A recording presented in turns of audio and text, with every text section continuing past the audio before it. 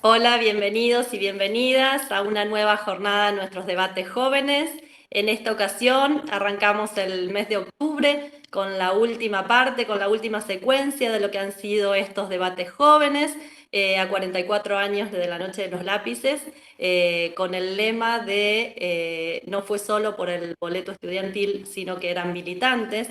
Nos preguntamos desde el Museo de la Memoria en relación a las modalidades de la participación política joven en la actualidad, a cuáles son y han sido las estrategias de convocatoria a la participación política joven. Así que acá estamos finalizando esta última etapa del ciclo. Mi nombre es Alejandra Cavazzini, soy coordinadora del Departamento de Articulación Territorial del Museo de la Memoria, desde donde desarrollamos los programas Jóvenes y Memoria y Constructores Territoriales en Derechos Humanos. Así que en esta ocasión estamos muy contentas y orgullosas de poder recibir a esta invitada que va a dialogar con nosotros en esta ocasión, que es Emilce Moller, que ha estado muy solicitada, muy requerida durante todo el mes de septiembre debido bueno, a su nuevo libro acerca de la Noche de los Lápices, que ahora nos va a contar y que esperemos poder tenerla prontamente el año próximo en vivo en el Museo de la Memoria para poder darnos un abrazo. Así que como venimos haciendo en todos estos diálogos, la idea es comenzar a presentarnos quiénes van a estar presentes dialogando y debatiendo en el día de hoy con sus preguntas. Así que en principio yo le voy a dar la palabra a uno de los constructores territoriales en derechos humanos del Museo de la Memoria, que es Joel, quien va a arrancar presentándose. La idea es que hagamos una primera ronda de presentación donde cada uno de los jóvenes pueda contar cómo fue que llegaron a participar políticamente del Museo de la Memoria, cómo han sido convocados, cuáles han sido las estrategias que recuerdan que los convocaron a estar ahora en este sitio y desde dónde vienen. Nos van a contar de sus edades, de los barrios de donde vienen y qué están haciendo actualmente el museo. Así que le paso la palabra al compañero Joel para que arranque y luego de que arranquemos esta presentación vamos a arrancar con las preguntas.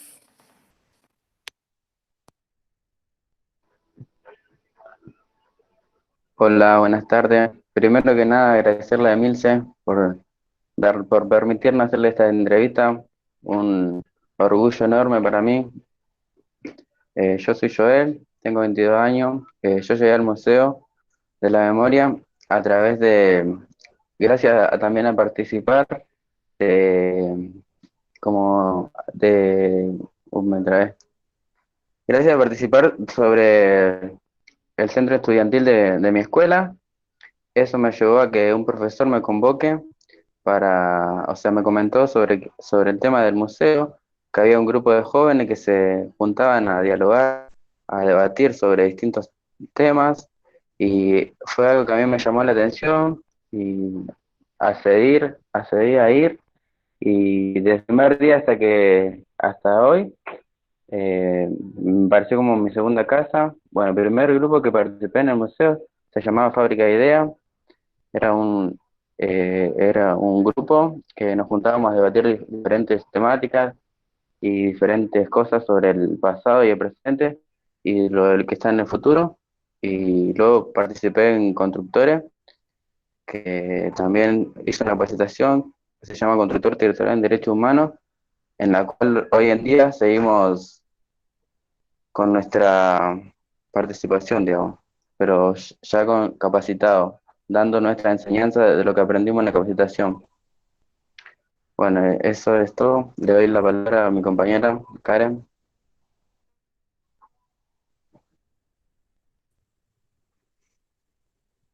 Hola, mi nombre es Karen, tengo 22 años, 24 digo, soy de Barrio Ludeña y llegué a Fábrica de Ideas como Joel por medio de la escuela también. Una profesora me dijo la propuesta a mis compañeros y accedí a ir. Hicimos un, ay, no me sale. Hicimos, investigamos durante un año y no me traes acá.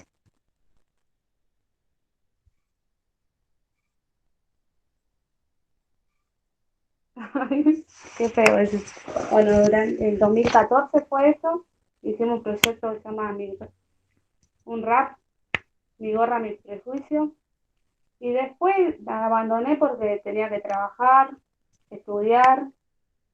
Y en el 2017 me llegó la propuesta de ir a Constructores Territoriales de Derechos Humanos y accedí porque fue una experiencia muy linda que viví en Jóvenes en Memoria. Y nada, hicimos una capacitación de 2 años y después hicimos todo lo que aprendimos hace 2 años y ahora estamos con un nuevo proyecto que se llama ayudar a la gente que necesita ayuda de la violencia institucional. Así que nada, contenta y gracias Emilce por haber aceptado hablar con nosotros. Y nada, le doy la palabra a Pili, una de las voluntarias de nosotros. Hola, gracias Karen. Bueno, también como dijeron Joe y Karen, muchas gracias Emilce por tomarte este rato para estar acá con nosotros. Mi nombre es Pilar, tengo 24 años y me acerqué al museo primero a partir de una investigación en el marco de una inscripción de la facultad para investigar acerca del programa Jóvenes y Memoria y de la vinculación del museo con los jóvenes. Yo ya conocía el trabajo que venían haciendo y quería seguir profundizando porque me parecía muy interesante. Y ahí Ale me convoca para sumarme como voluntaria. Me sumé este año, así que hace poco que estoy. Bueno, ahora le paso la palabra a Clary para que siga. Bueno, hola Emilce, me sumo también a todo el agradecimiento de los compañeros. Gracias por tomarte este ratito para conversar con nosotros. Sabemos lo que fue tu agenda este último mes, con la presentación del libro, que acá lo tengo y me lo devoré porque, bueno, es muy atrapante. Como sabés, mi nombre es Clara, tengo 26 años y me sumé al museo en el 2018 para hacer la práctica preprofesional de la Facultad de Psicología de la UNR. Y bueno, me sumé un poco a un proyecto de investigación que tenía que ver con todo lo que fue Jóvenes y Memoria desde sus inicios en Rosario. Y bueno, igual llegué para no irme más porque ahí me quedé como voluntaria y ahora continuamos también con actividades con el resto de los compañeros, constructores, otros residentes, bueno, y aquí estamos en el ciclo de debate jóvenes. Creo que soy la última en presentarme, así que ya si te parece paso a la primera pregunta que teníamos pensado para hacerte, que si bien, bueno, está muy profundizado en el libro, con todos los detalles tan particulares y con esas pinceladas que, bueno, que son muy genuinas y desde mucha frescura. Pero bueno, queríamos preguntarte cómo fueron tus inicios en la militancia, desde qué espacios, qué fue lo que te convocó, qué fue lo que te enganchó.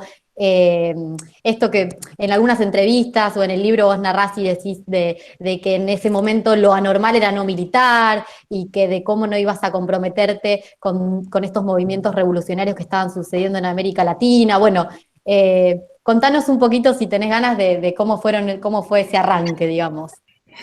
Clary, perdón, antes de que arranque Sí, Emilce, no dijimos que Emilce Moller. ¿Quién es Emilce Moller? Ya se va a presentar ella, pero por lo menos vamos a claro. decir quién es Emilce Moller. Emilce Moller es sobreviviente de la Noche de los Lápices, fue detenida, desaparecida, presa política y ha sido y es militante y ahora, bueno, en su nueva faceta de escritora. Ahora ella nos profundizará cada una de estas identidades, por decirlo de algún modo, pero bueno, para quien se engancha recién y por ahí no la conoce, a lo mejor, bueno, damos esta presentación. Así que ahora ya arranca Emilce. Ahí está, ahí ya me parece que entró, si se quiere presentar antes de que arranque Emilce, por ahí lo puede hacer. ¿Estás ahí ya ahí?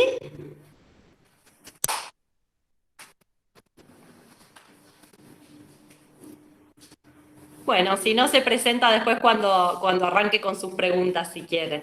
Así que dale, Clarino, más. Terminamos con el puntapié para Emilce.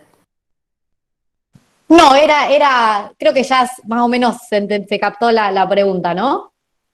Buenísimo.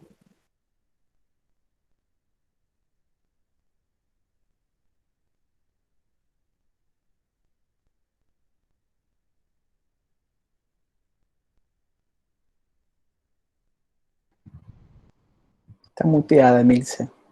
Ahí está. Ahí estoy. Para que usted... Ahí está. ¿Ahí me escuchan? Bien. Bueno, esta herramienta todavía no la conozco tanto como el Zoom, así que cualquier cosa me dice. Sí, no me escuchan, pero sí. Bueno, buenas tardes a todas, a todos.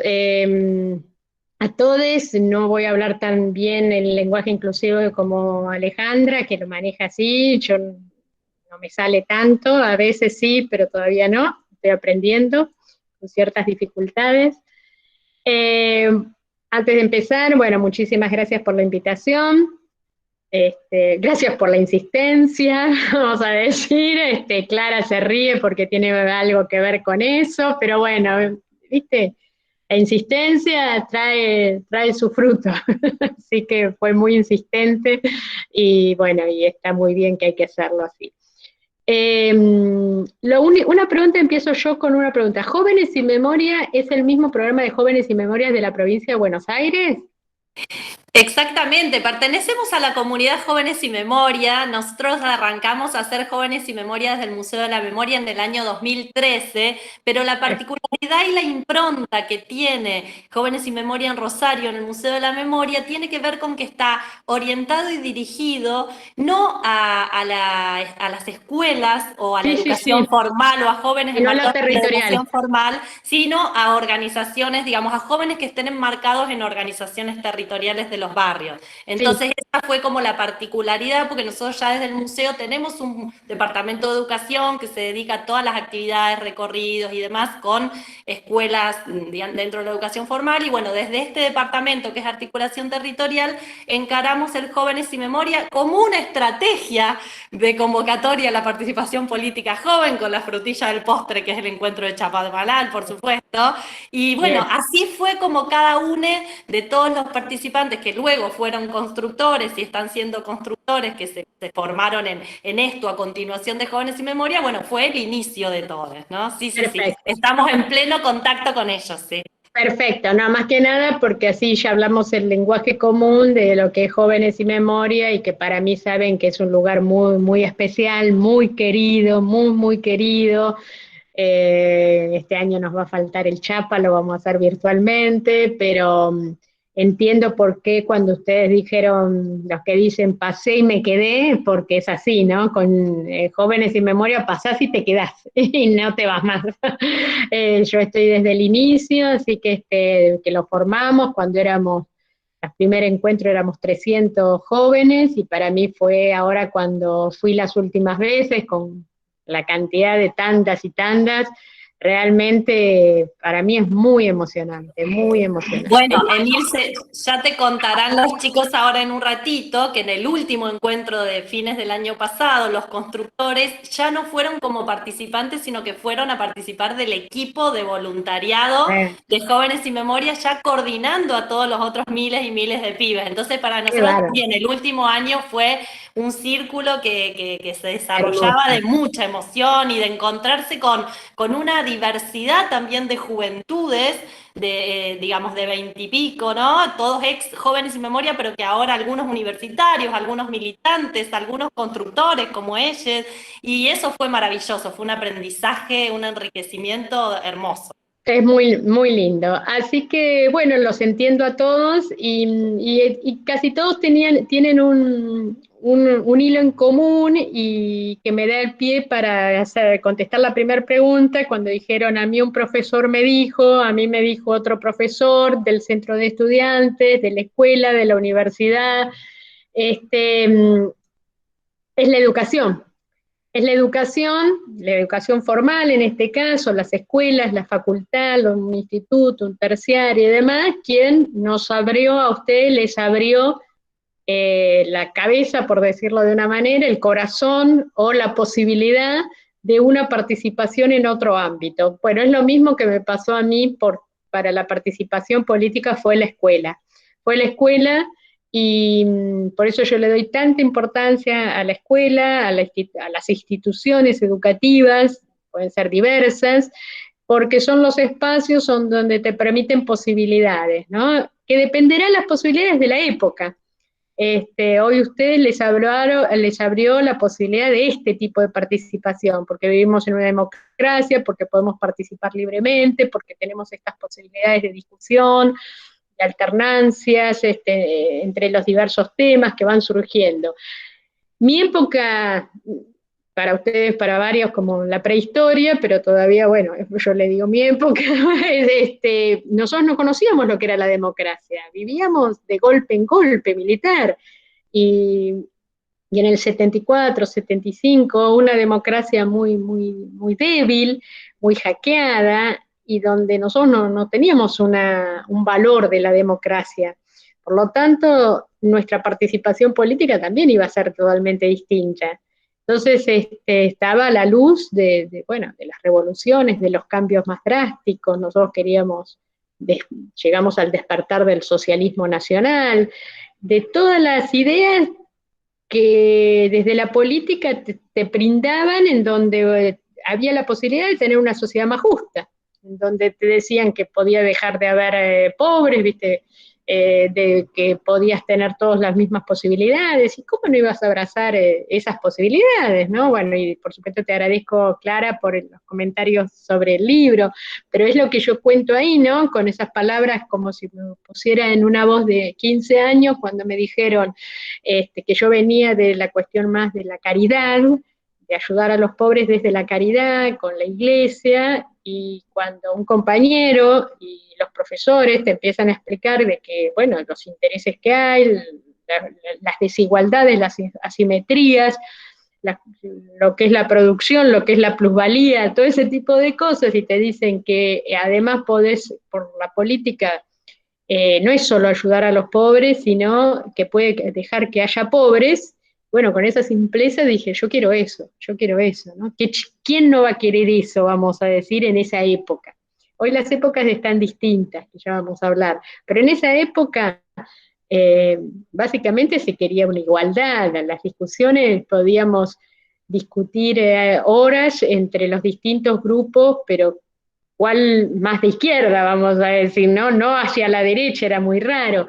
Entonces, que es una de las grandes diferencias que a veces me decían, participar políticamente nunca fuimos la mayoría los que fuimos activos en política.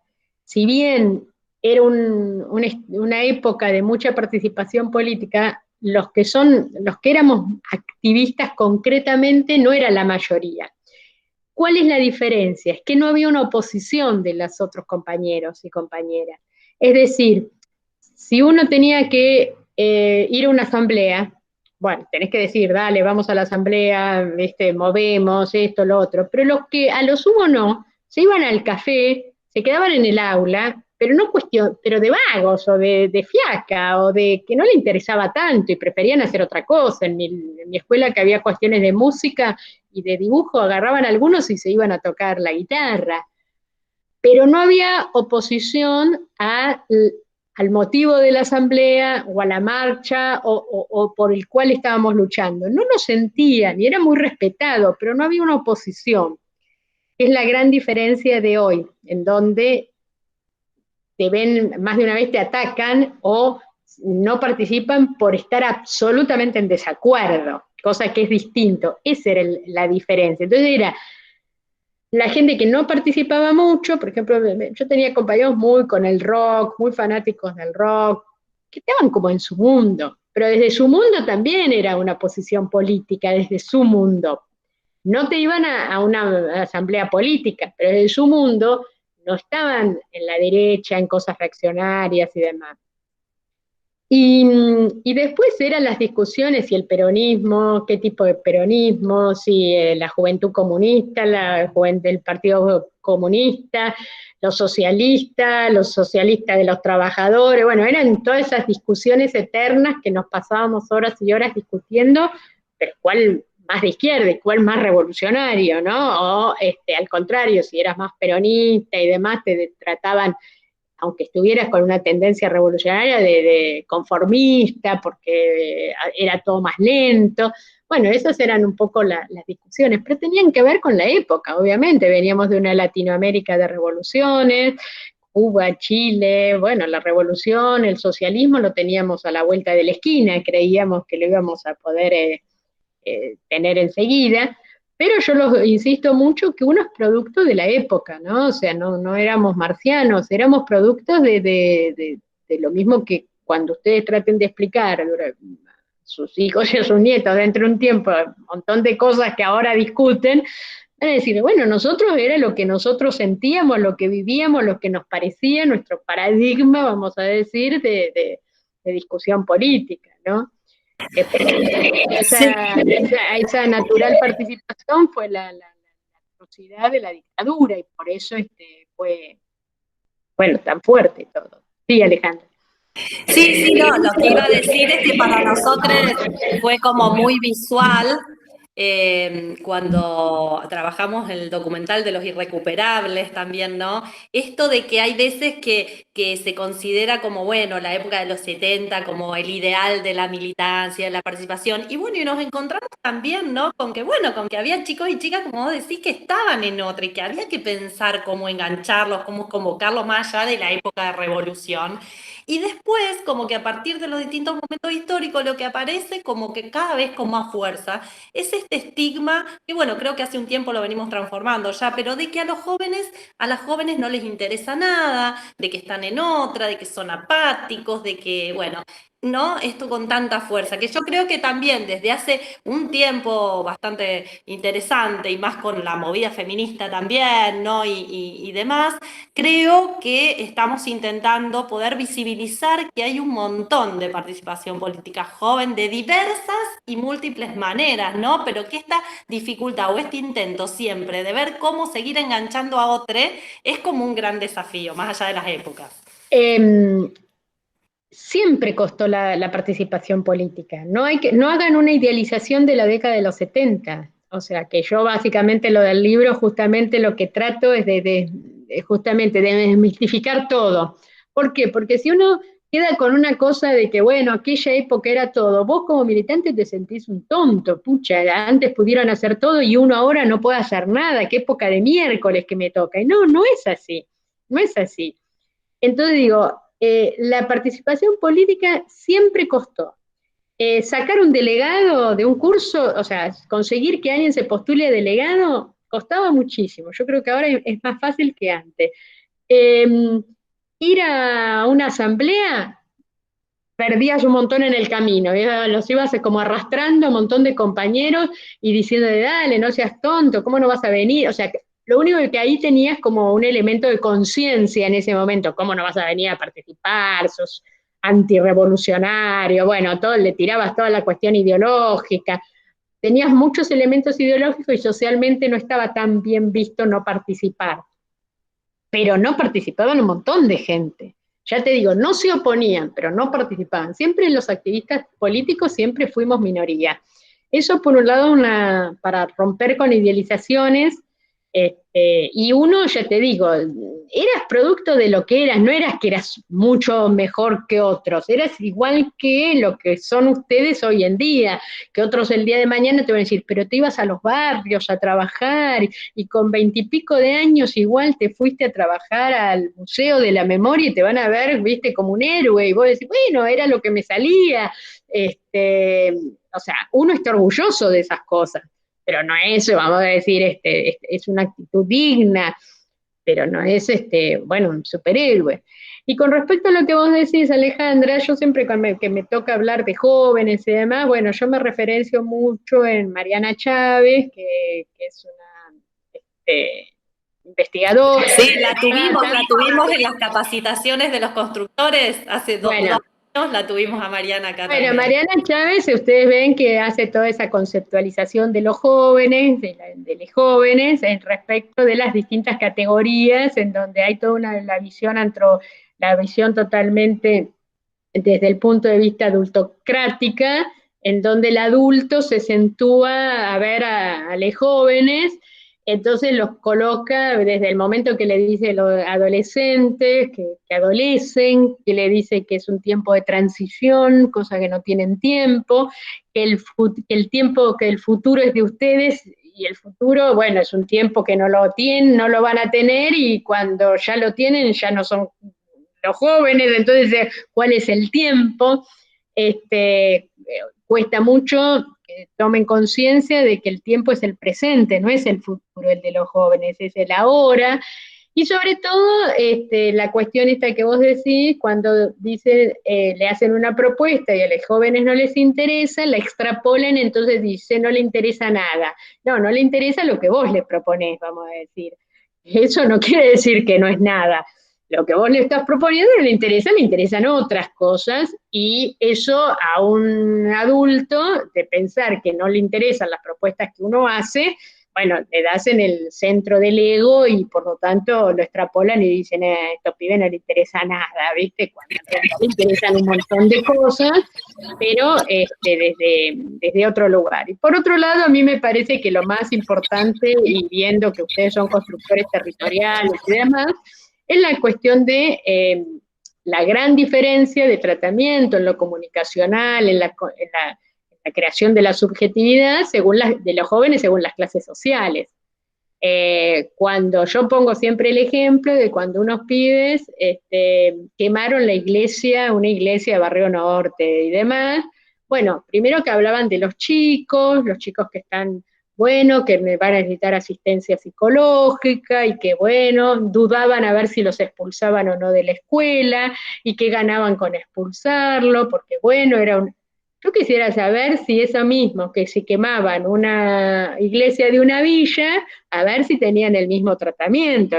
Primero que le hablarían de menores, no hablarían de jóvenes, empezarían a instalar de nuevo el tema de bajar la edad de la imputabilidad, de nuevo empezar a decir que tienen que ir a un reformatorio, de nuevo todo ese tipo de cosas, de la cuestión punitiva, la sanción, en donde la cuestión psicológica para los pibes, como decimos nosotros, morocho y con gorra a veces, no existe. Es como que toda el devenir, el dudar, el no saber dónde está, toda la cuestión transicional del adolescente y del joven se le permite a una clase media, pero no a sectores populares. A los sectores populares tienen que estar definidos, ser hombres de bien, no pueden dudar, no pueden ir caminando y pateando latas en la calle, o sea, no pueden emborracharse porque ya es irrecuperable.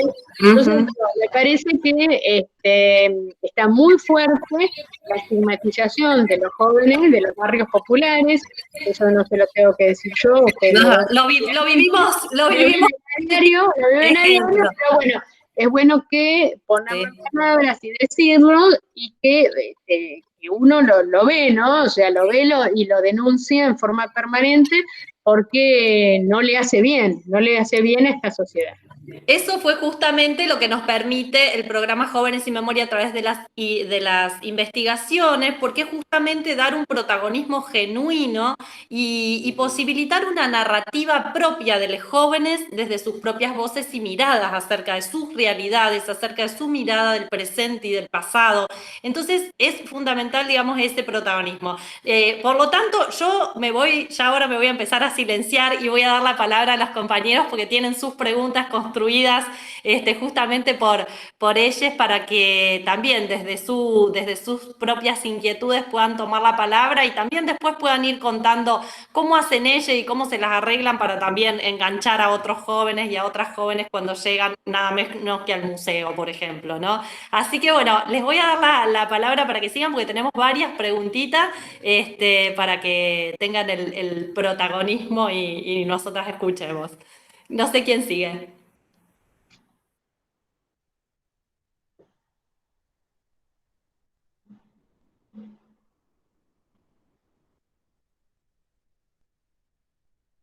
¿Escucho? Joe, no sé si estás por ahí. Sí, bueno, mi pregunta es, más o menos recién la respondiste igual, algo de lo que te iba a preguntar, ¿cuál era la estrategia de la participación política de jóvenes? O sea, ¿cómo enganchaban a los jóvenes en el tiempo cuando usted iba a... Sí, o sea, básicamente te puedo decir, o sea, yo venía de una posición totalmente antiperonista, bueno, ahí en el libro lo cuento mucho, y es escuchar el hablar con otro que por algún tema te interese escuchar al otro, por eso siempre uno dice que los responsables políticos y referentes políticos tenemos que ser como un ejemplo. Yo no sé, por ahí es una carga muy fuerte, ¿no? Pero de alguna manera vos escuchás a quien le tenés algún tipo de respeto, algo. Te pasa con los profesores. Vos enseguida, a algunos profesores escuchás y a otros no tanto. Viste que enseguida se dan los profesores en donde para vos te, saben, tienen ganas de enseñarte, son respetuosos. Cuando te hablan de otro tema, los escuchás mejor a los que son unos chantas o unos maltratadores o gente que por suerte son menos, pero existe. Y digo, entonces digo, posicionarte desde ese lugar, primero la construcción desde ese lugar, que seas una persona confiable, que seas una persona que no te enganchen en renuncios, que seas una persona que bueno, que lo que vos decís lo puedas sostener con tu práctica. Entonces, que si no la chicana primera viene, pero ¿qué me venís a decir vos que tal cosa? ¿Qué me venís a decir vos que tal otra?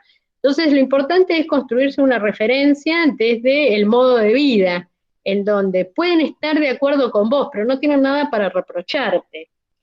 Entonces digo, yo tenía así admiración por algunos compañeros que los veía, que me fascinaban, porque, bueno, hablaban muy bien, tenían una oratoria, estaban convencidos, en ese momento a mí me seducía todo eso, y yo los escuchaba. Y esa escucha, esa posibilidad de tener esa escucha, hacía que empecé a entender qué me querían decir con lo que transmitían. Y lo mismo con profesores, profesores que me empezaron a hablar, profesores que para mí explicaban bárbaros, que eran fantásticos y empezaron a explicarme el proceso histórico, esto de los poderes, cómo, viste, los países capitalistas y demás.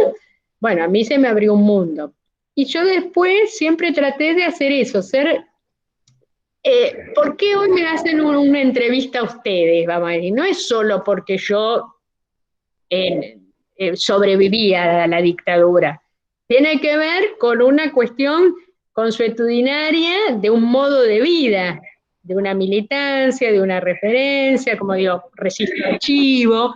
Pueden no estar de acuerdo, pero en general, salvo atacarme, como por ahí en las redes me atacan y me dicen montonera, subversiva, ese tipo de cosas, pero en general a mí me escuchan porque, bueno, he tenido un modo de vida que coherente con una determinada práctica.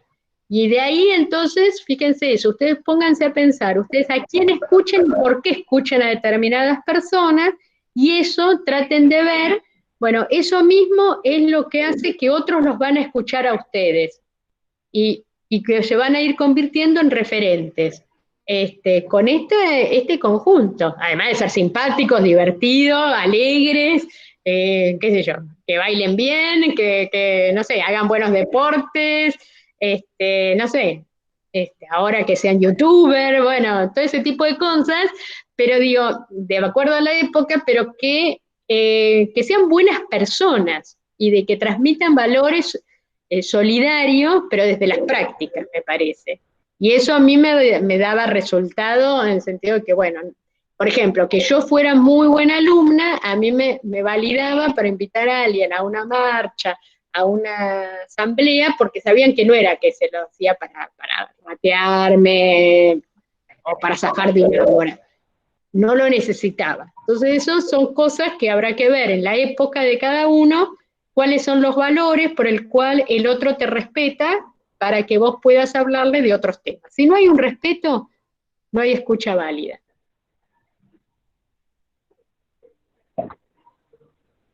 ¿Está, Joel? Sí, genial. Yo le quería comentar a mí, yo cuando también fui delegado, me tocó ser delegado de mi centro estudiantil. Yo cuando empecé también no sabía nada de política. Vos dialogando con otros ya era hacer política.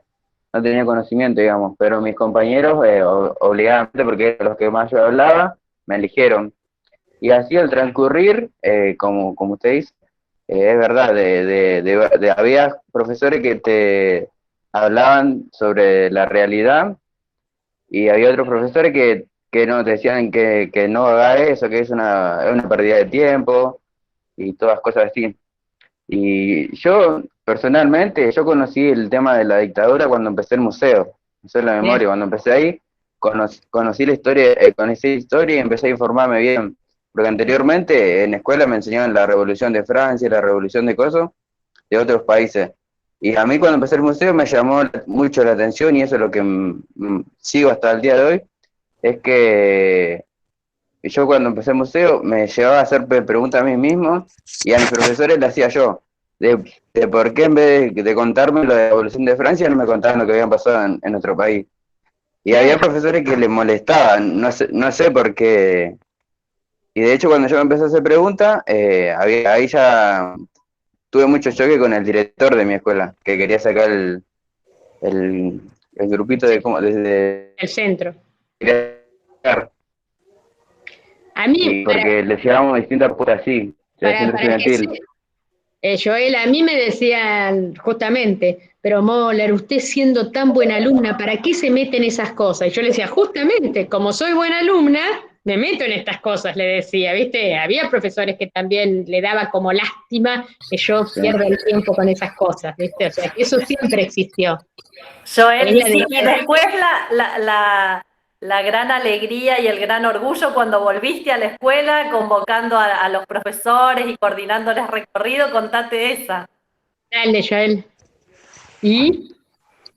Sí, luego cuando yo ya me terminé la secundaria, yo ya voy con la propuesta de que yo ya terminé de hacer la capacitación de constructor territorial en Derecho Humano.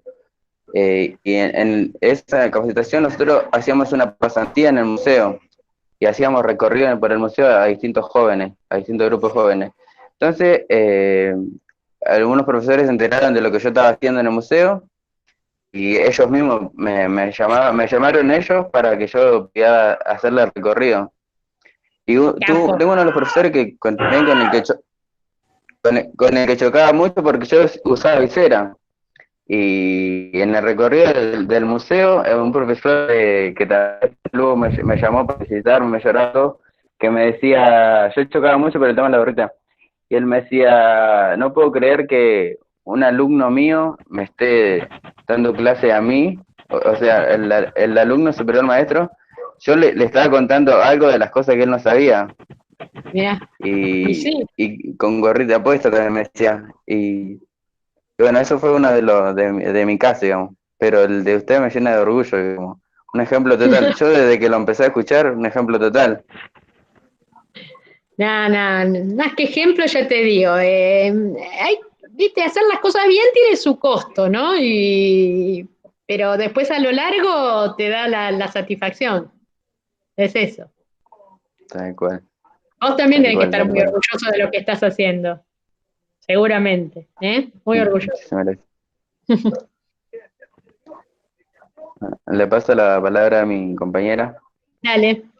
Un gusto, Joel. Es un genio, mi compañero. Sí. Bueno, sabemos que estuviste desaparecida en 3 No sé centros quién me está hablando. clandestinos. Ahí está. Karen. ¿Quién es Karen? Sí, Karen. Ahí está. Sabemos que estuviste detenida en 3 centros clandestinos. ¿Cómo fue tu militancia después de haber estado detenida? Y no fue fácil. Ahí yo un poco justamente lo explico en el libro. Yo cuando me referencio al libro, pero yo el libro lo escribí justamente porque es muy difícil contar en pocas palabras todo esto, ¿no? O sea, por eso dije, un día lo voy a sentarme y contarlo cuando no hay tiempo y es donde ahí lo voy contando. No es como algo, bueno, salís, empezás, bueno, ahora vas y militás. No es así, ¿viste? Es como, qué sé yo, cuando dependió mucho del país. Yo salí en plena dictadura, entonces yo no salí militando, ni mucho menos, no quería saber nada. Salí muy golpeada anímicamente, o sea, salí bastante bien, pero bueno, con muchas ausencias, mucha gente alrededor detenida, desaparecida, muchos, me quedé prácticamente sin mis afectos, así de amistades, los otros no sabía dónde estaban, antes no había internet, no había WhatsApp, no había nada, así que vos no sabías de alguien y no sabías, tampoco podías buscarlo porque todavía era dictadura, me fui a otra ciudad, bueno, tuve que recomponer lazos todavía, pero era difícil, así que de a poco lo que pasó es que por suerte terminó la dictadura y a partir de ahí entonces, de a poco, yo me dediqué mucho al estudio, a la facultad, y entonces empecé a formar, me recibí en el 83, ya empezando la democracia, y ahí entonces formé el Centro de Graduados de Ciencias Exactas, que parece una pavada, pero alguien que venía bueno, de no hacer nada socialmente, ya ahí era algo más. Después empezamos con el gremio docente, y ahí ya un poco más. Después vino toda la cuestión de las denuncias a los represores y la lucha a los derechos humanos. Bueno, ahí yo ni me planteaba que estoy militando o que estoy haciendo, era, bueno, denunciar a los militares, contar lo que había pasado, o sea, son necesidades más personales que pensar que estás haciendo algo de militancia, son necesidades personales.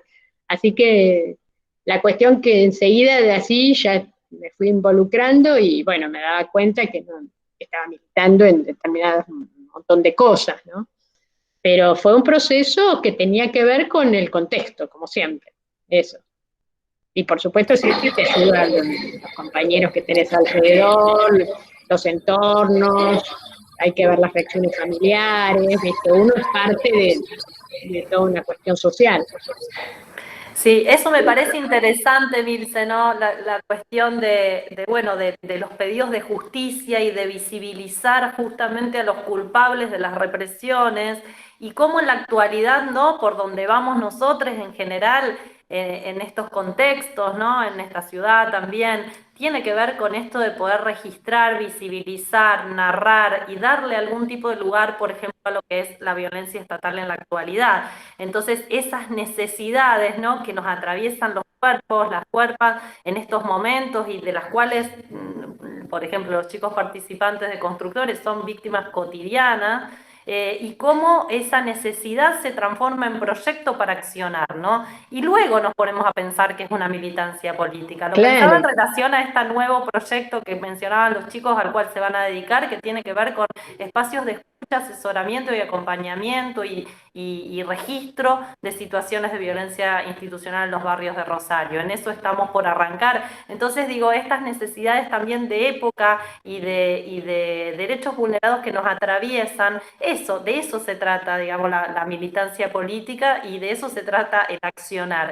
Claro. De diversas maneras puede ser, ¿no? Yo no dije un día, ay, voy a empezar a militar en derechos humanos, ¿viste? Sino que bueno, había que declarar, bueno, armamos asociación de exdetenidos, había que hacer una denuncia, dónde era el lugar donde uno estuvo detenida, qué se puede hacer, qué pasaba con la obediencia debida, bueno, me iba a una marcha, o sea, ni te lo planteabas que estabas militando, o sea, no le pones título al quehacer cotidiano, lo haces. Exacto, y siempre con otros, ¿no? Siempre en lo colectivo. Por eso nosotros como que también a partir de este mes, la pregunta que tiramos hacia la implicancia, ¿no? Subjetiva, que tiene que ver con el cómo participas políticamente hoy.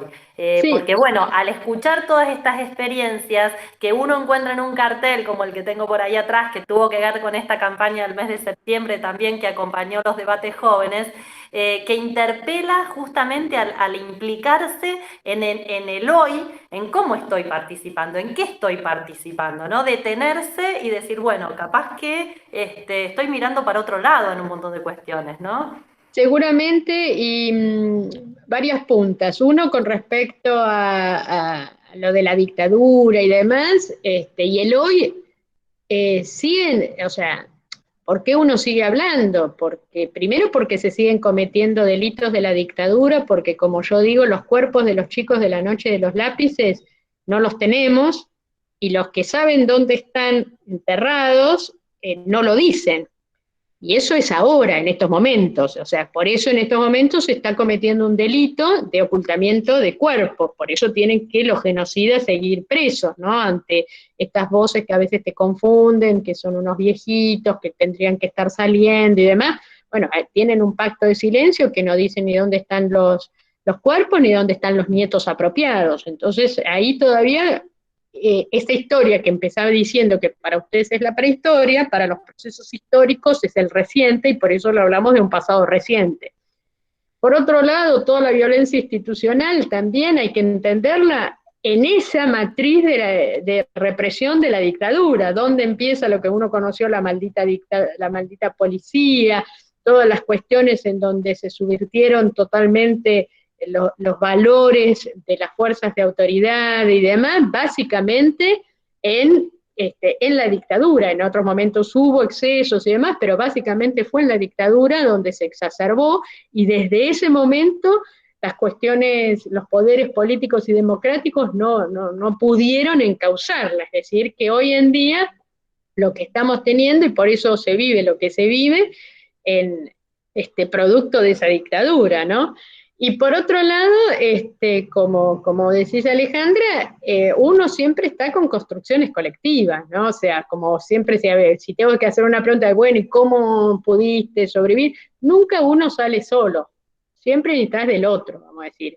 Y hoy en día, que está tan exacerbado el individualismo, en el sentido, bueno, a mí nadie me regaló nada, yo siempre hago todo solo, bueno, no hay mentira más grande, ¿no? O sea, el solo no existe. El solo no existe, sos parte de una comunidad, sos parte de una historia, sos parte de toda una trama, buena, mala, regular, y tus acciones o tu inacción producen hechos con mucho impacto al otro. Por accionar o por callar, por hablar o por callar, producís impacto. No existe la no política, la no participación. O sea, si no participás es una manera de participar, ¿no es cierto? O sea, todo eso seguramente ustedes ya lo han trabajado mucho.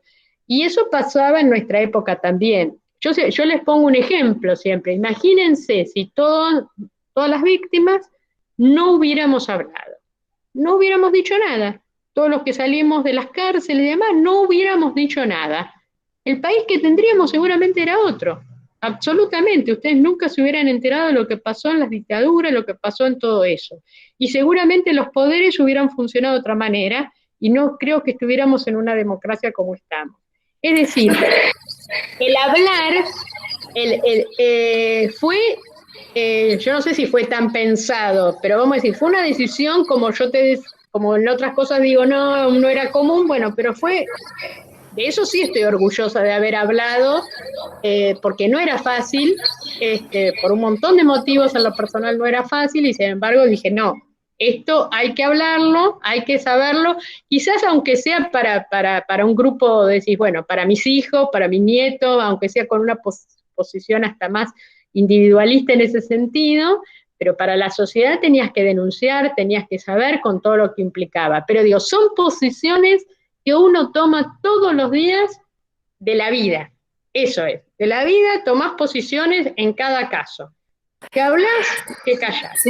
Sí, y también pasa es que en relación a eso una cosita más antes de dar la palabra a la próxima pregunta, que nosotros hablamos mucho en las actividades y en los recorridos, y tiene que ver con que también, si mucha de la gente que en épocas de dictadura se quedó callada o miró por otro lado por la instalación justamente de un sistema de terror, de terrorismo de Estado, que justamente lo que daba era el miedo a involucrarse y a participar y a decir... nos preguntamos muchas veces, ¿no? ¿Qué hubiera pasado? ¿Hubiera sido posible si todo el mundo, en vez de quedarse callado o mirar para otro lado, hubiera dicho algo, hubiera dicho cosas, ¿no? Así como decimos en la actualidad, en relación al quedarse callado o mirar para otro lado, bueno, ¿qué hubiera pasado también? Si en esa época mucha gente tomaba la palabra, ¿no? Seguramente no hubiera sido... Yo te hago una observación a eso. Yo tengo una posición un poco más dura respecto de la sociedad, que no era miedo necesariamente. Había acompañamiento de lo que estaba ocurriendo, no era miedo. había acompañamiento, implícito había un acompañamiento. Bajo la bandera del miedo, decir que tenías miedo lavaba muchas culpas. Yo soy un poco dura con eso. Decir que tenías miedo lavabas muchas culpas, porque si vos analizás, había gente que era imposible que tuviera miedo real. Yo lo pongo ahí, lo que pasaba, viste, el vecino de la cuadra de mi casa, qué sé yo, un jubilado que no tocaba el timbre para preguntar si yo vivía después de varios meses de secuestro que me vio nacer. ¿Cuánto miedo podía tener ese hombre de tocar un timbre o de llamar por teléfono a mi mamá? ¿Eso era miedo o eran actitudes más de recular de posiciones más jorobadas, y hasta qué punto no dirían, che, mira, era una subversiva al final, ¿viste? Entonces digo, y esas posiciones me parece que hoy se dan donde lo veo, en ese manto que ponen todos, los políticos son todos corruptos. Y vos esa frase la podés decir en la verdulería y está bien y está aceptada, vamos a decir. O la política, viste cómo son todos los de la política, los que hacen política, y es como socialmente aceptada. Bueno, en nuestra época yo creo que decir, no hay que meterse, no hablemos ni nada, porque uno tiene miedo, viste que tenés miedo, era socialmente aceptada. Pero implícitamente vos ocultabas una posición ideológica muy fuerte y muy jorobada. No era miedo real. Yo entendía que miedo real podía ser un compañero mío, ir hasta la puerta de mi casa, porque bueno, se lo podía atribuir a alguien. Pero a otras personas no, si bien era una cuestión indiscriminada y demás, viste, no era eso. Entonces digo, Sí.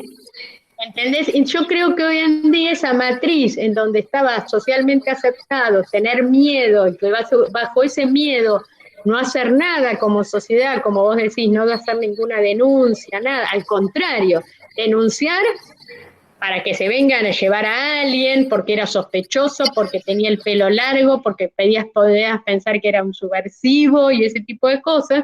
Hoy en día se trasladó a esa deslegitimación de la participación política, deslegitimación de los sectores populares, deslegitimación de todo eso, que vos podés decirlo en cualquier lugar. Y está bien que digas, bueno, viste cómo son, pues desde los negros de miércoles hasta los políticos, viste, y bueno, es política, viste cómo están, y ahí en una reunión del almacén parecería que todos tenemos que acordar con esa frase, ¿no es cierto?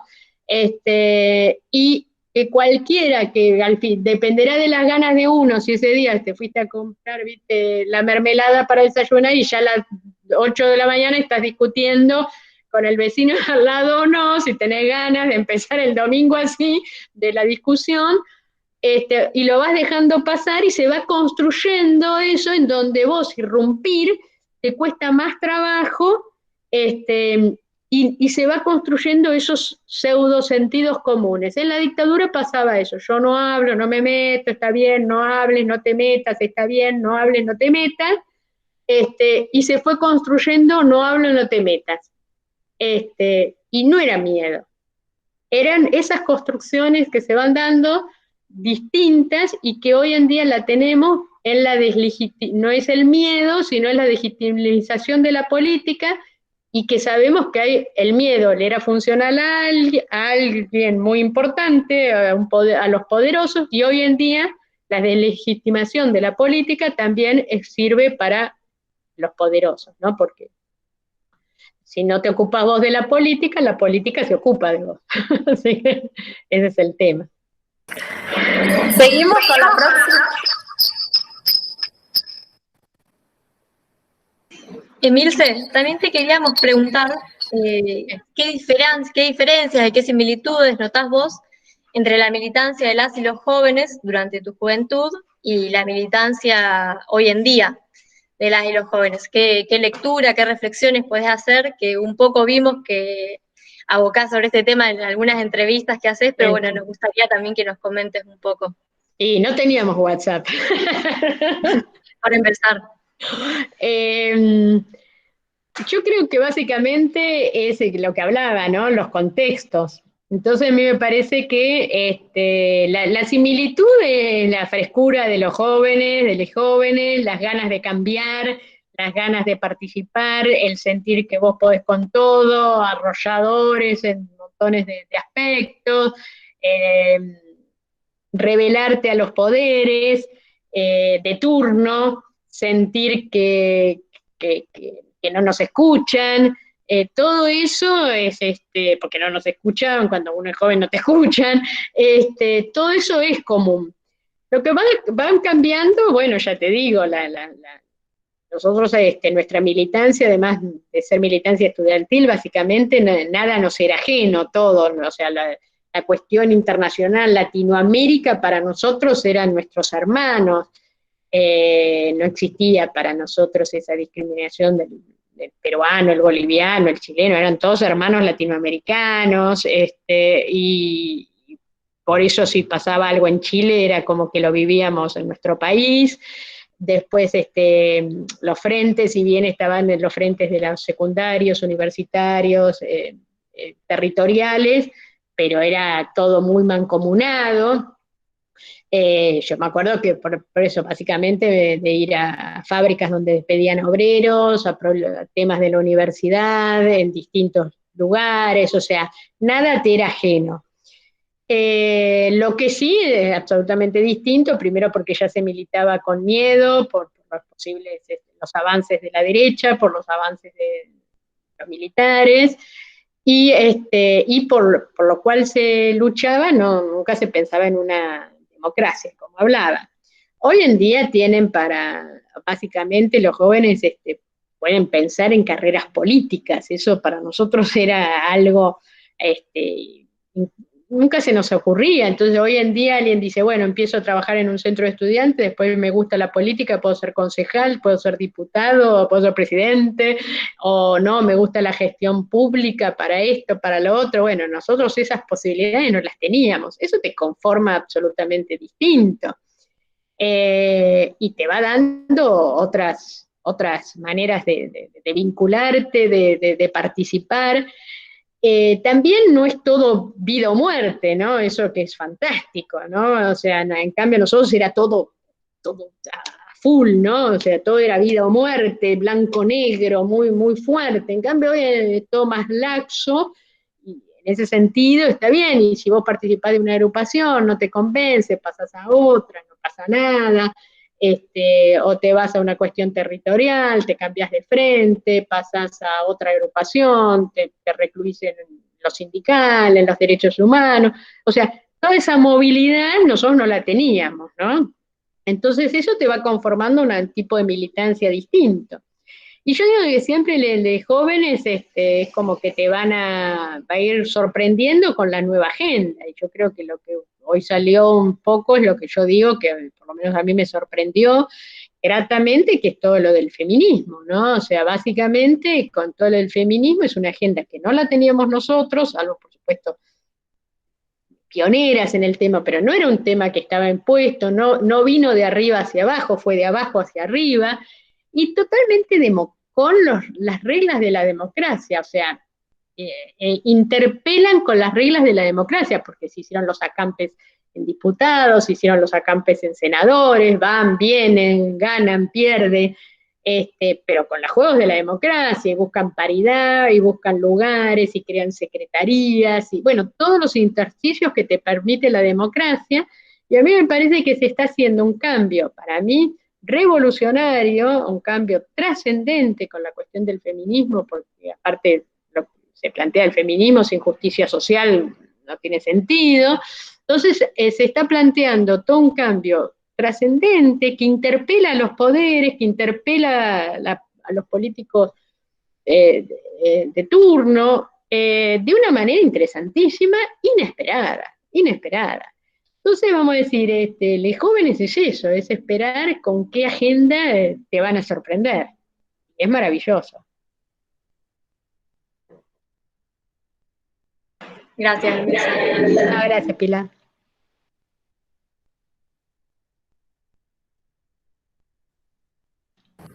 Bueno, ahí seguimos. No sé si sigue Clary con la próxima pregunta. Sí, en realidad, bueno, que era una pregunta que iba a hacer otra compañera, pero que se ve que no se pudo conectar. Bueno, ya que estaban hablando un poco de ahí, de los jóvenes de hoy en este contexto, queríamos preguntarte también cuáles eran las estrategias a la convocatoria de la participación política joven que ves hoy en este contexto puntual de pandemia, digamos, tan inusual y tan extraño para todos.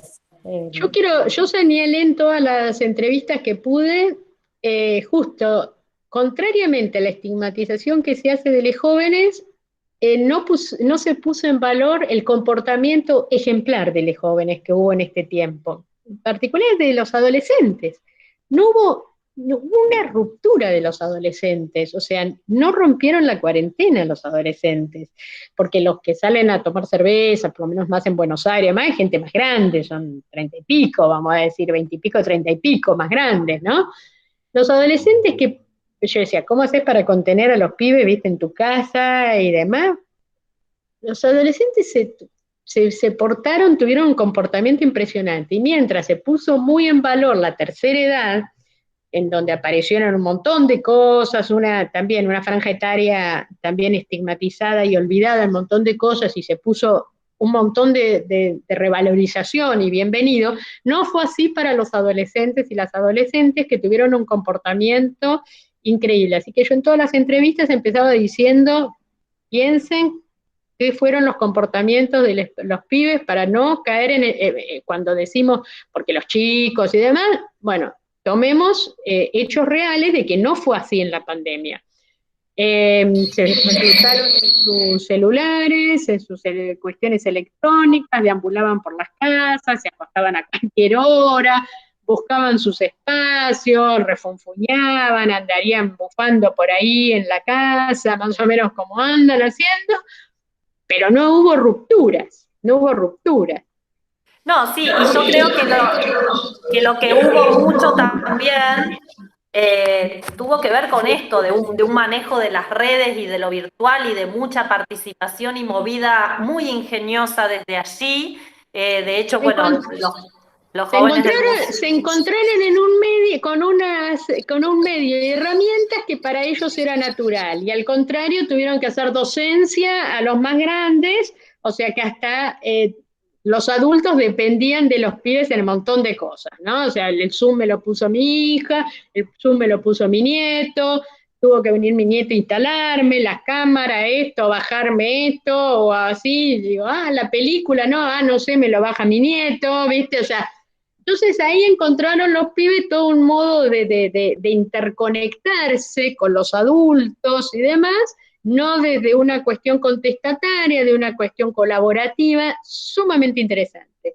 Y respecto a la participación, yo sí tengo que decir, por lo que yo vi de las cosas que me han invitado, que estaban organizando, yo creo que fue impresionante, sobre todo que no pedían permiso para organizar eso.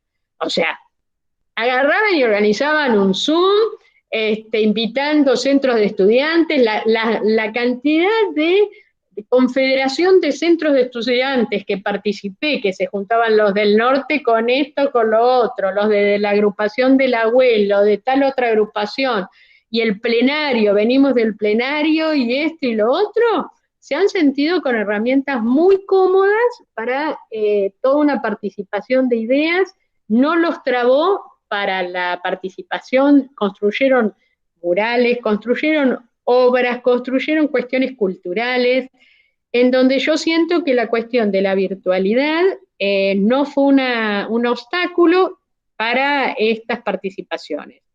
Sí, de hecho nosotros acá en este ciclo, bueno, tuvimos participación de jóvenes de centros de estudiantes, participación de jóvenes de centros de estudiantes secundarios y universitarios, tuvimos gente de sindicatos y gremios, hasta lo tuvimos al propio intendente de la ciudad, que había sido expresidente de centro de estudiantes, presidente de la FUR, de la FUA, también dialogamos con él, y bueno, también queríamos escuchar este encuentro intergeneracional con los protagonistas y las protagonistas de otros tiempos, y también siempre dialogando con la historia reciente y con las épocas de dictadura para ver continuidades, similitudes y diferencias, ¿no? Yo no quiero la gorra, perdón, pero estamos pero como hay que terminar. tiempo más o menos, pero Sí, sí, sí. justamente por esto, porque esto es estratégico, de que para que la gente y los pibes y las pibas lo vean y se enganchen y no se aburran, tiene que tener un tiempo determinado. Y Por lo no, tic, tic, tic, tic. continuar en un montón de diálogos con vos, No, Emilce, pero no, los vamos no. a ir dejando como para otros tiempos. Pero antes de finalizar, bueno, no sé si Clary se queda con una pregunta más antes de finalizar, y después la idea es que hagamos como un cierre cada uno de poder dar un mensaje a quienes nos están viendo del otro lado de la pantalla de por qué sería importante participar políticamente hoy, ¿no? Desde la mirada de los jóvenes y desde tu mirada como militante política. Así que no sé si, Clary, tenés una pregunta más pendiente ahí o ya No, pasamos a que cada uno... eran un poco, esas eran las que habíamos pensado para este encuentro. Así Bien, que bueno, ya está, igual si querés me largo largate como para vos, ir, sería un arranqué el mensaje. comienzo y voy con el cierre.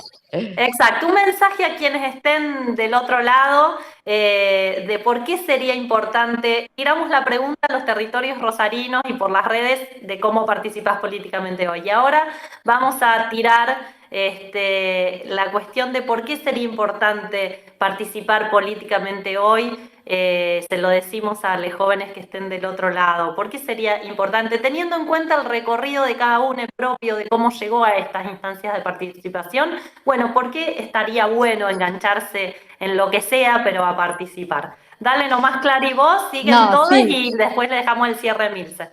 Bueno, que creo que un poco igual lo fuimos conversando a lo largo del encuentro. Y ojalá que estos encuentros sirvan para seguir encendiendo chispitas, para mantenerla viva y seguir encontrándonos, aunque sea de esta modalidad virtual, y apostar a las militancias y a la participación para nada, para así como ustedes soñaron con transformar la realidad en su momento y bueno, y cambiaron nuestra historia, también nosotros en este momento, desde el encuentro colectivo, apostar a transformar la realidad, a imaginarnos una sociedad en la que no se vulneren derechos, y bueno, y seguir construyendo memoria a partir de todas las voces, digamos. Así que bueno, perdón por la insistencia, Emilce, pero fue un gustazo haberte escuchado y haber compartido con vos este ratito que nos regalaste. Y bueno, y gracias por también compartirnos todos tus sentires en el libro. La verdad que es muy atrapante y fue hermoso leerlo. Así que bueno, no sé quién quiere seguir ahí. Bueno, si quieren yo sigo. Yo creo que es importante participar políticamente hoy porque nos damos cuenta que por las cosas por las que se peleaban hace años, hay que seguir peleando todavía. Son luchas que no están acabadas. Y porque la participación política, como bien decían, siempre es con otro, siempre la lucha siempre va a ser con otra persona y creo que en esos encuentros, así como en estos encuentros, que quizás son los que a partir de ahora vamos a tener más seguido, salen cosas geniales en el encuentro con el otro. Así que seguir apostando por eso.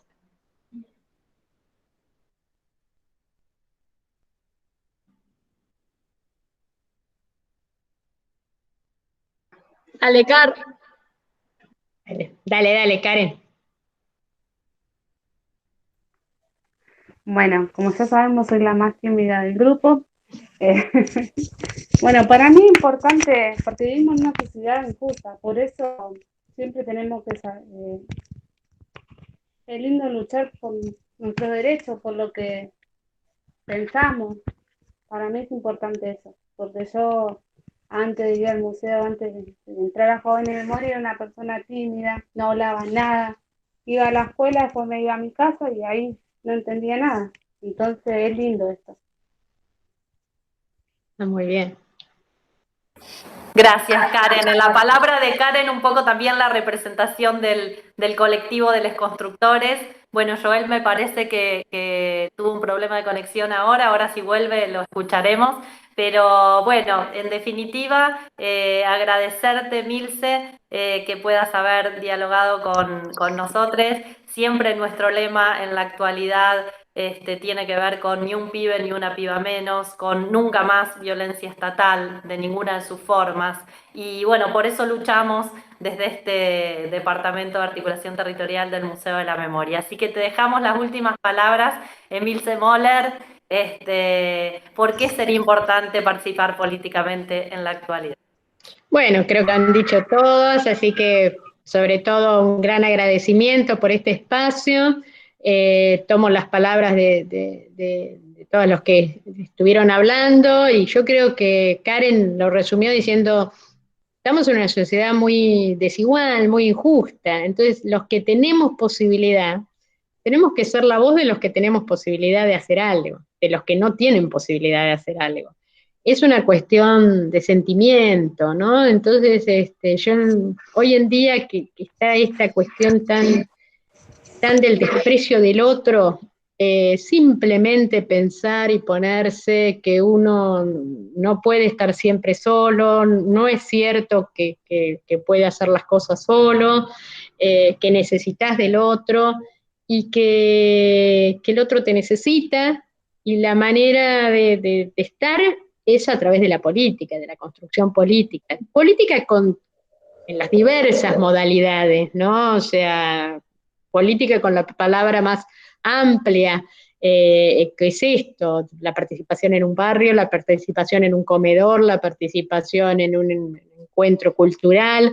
Hace algo por el otro que te necesita. Es una cuestión tan elemental, el otro no es tu enemigo, el otro no tiene las mismas posibilidades que vos. Eso es lo que yo creo que hoy en día, si hablábamos hoy de cómo enganchar, me parece que primero tenés que crear esa empatía y esa sensibilidad en donde decirle, bueno, ¿vos te importa la gente o no te importa? ¿Te importa alguien o no te importa? ¿Pensás que ese tipo está jodido porque quiere o porque hubo una serie de asimetrías que hicieron que esté así? Esa es la base. Cuando vos lográs tener esa base de sensibilidad, a partir de ahí haces una construcción. El tema hoy, y es lo que más me está preocupando, es que no se está dando esa base de sensibilidad. Y ahí sí me estoy quedando sin elementos a veces para pensar cómo hoy en día rompemos con eso, porque es una cosa muy, muy nueva, nunca vista, en donde hay tan poco sentido de sensibilidad social y de mucha agresión y marginación, y una cuestión de marginalidades y de odios, y es muy complicado, es muy complicado. No sé dónde nos puede llevar, así que, pero bueno, de eso nosotros no podemos decir nada, nosotros lo único que sabemos es eso, tender la mano al otro, hacer estas microconstrucciones, hacer estos trabajos subterráneos de enlaces, y quedémonos con esto, en donde nos damos entre todos una mano de los que queremos que el otro esté mejor. Ese es simplemente. Muchas gracias, infinitas, Emilce Moller. Les invitamos al último de los diálogos, de los debates jóvenes del Museo de la Memoria, el próximo miércoles 21, que va a cerrar este gran ciclo la compañera Ofelia Fernández, justamente como representante de esta nueva generación, ¿no? de militancia política. Así que les invitamos al miércoles próximo a continuar, y todos estos diálogos y debates van a continuar estando en el canal de YouTube del Museo de la Memoria para poder remitirse allí cuando sea necesario, y para que queden archivados, para que sigan multiplicándose. Muchas gracias, Emilce Moller. Gracias a todos. Gracias, Emilce. Gracias, Emilce. Nos vemos el miércoles próximo. Gracias, Nos Emilce. vemos. Abrazo Gracias, un grande. gusto. Gracias. Chao, Carita. Chao, gracias, Emilce. Chau, chau.